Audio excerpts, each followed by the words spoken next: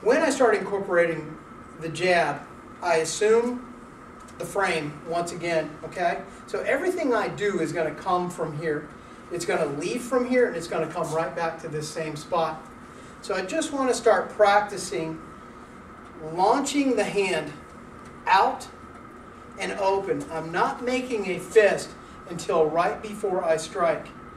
Whatever I'm striking at, I'm aiming 2 to 3 inches inside of it. So if I'm aiming somewhere in Brian's general face direction, I'm in my mind, I'm inside of his head. I'm really back in here on this C-spine where the neck is coming up. I'm aiming through his head, and there's a couple of different ways that I can get there, especially when I'm a little further away. So the basic mechanics of it are to start to create a wave and to feel the energy coming from the floor, moving up off my heel, and this hip is actually throwing my elbow. The more contracted I get, the tighter I get in throwing it from the shoulder, the slower it goes.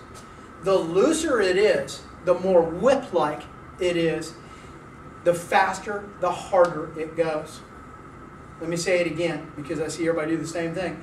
Number one, if I start to fire from the shoulder, I'll give up some kind of a small movement. There's some kind of a tightening going on there that he's going to key off of. I tighten, he's already seeing the punch coming. I don't want to tighten anything. I just want the punch to move freely from my body. There's no buildup. It just leaves. I just let it go. Only thing I'm doing is creating a whipping motion with my body, through my body, from the back foot, through the hip, and letting this go. Now, a couple of important principles about learning how to punch in the beginning especially. Later on, we'll get more dynamic. It'll look more Systema-ish, more whip-like. But in the beginning, you need a base, you need a foundation, or you'll just tear your connective tissue apart. Basically, what I want to do, let's just say that he's my heavy bag. I want to make sure that the strike, when it lands, is in a triangle. The end of the punch, I'm looking at as if I'm firing a handgun. Once again, I'm firing down my front sight post. My toe, my hand are aligned, and it's making a bit of a shallow triangle. If I look at it, my hand is aligned with my center column, okay? Shoulder to the hand, once again, aligned with the toe. So when I first start to punch, I want to throw straight and make sure the fist, the wrist, the elbow, the shoulder are all lined up, centered with my toe, so that when I start to punch, all my body weight is behind that strike, as opposed to being here and punching. Feel the difference?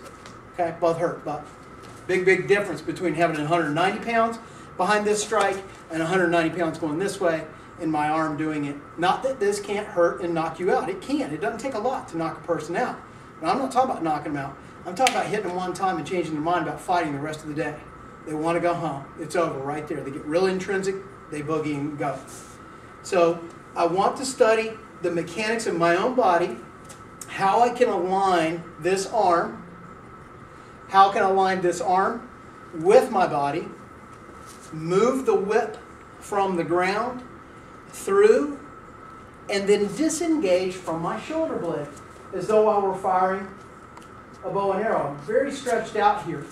If I look at the difference between being here, okay, I'm out of distance from Brian. If I just fire straight like this, if I punch here, boom, I can't hit Brian. But if I start to incorporate my whole body, creating a whip, and let my shoulder go, I'm past him. And this is basically where I want the punch to end up, is through and behind his head. So as I practice, I want to practice landing it at the same time. Bang. The foot, the body, and hand deliver. There's a whip and a step for now.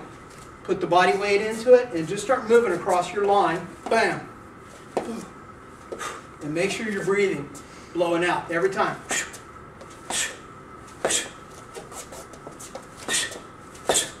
and returning. Okay? Go for it. Just a jab.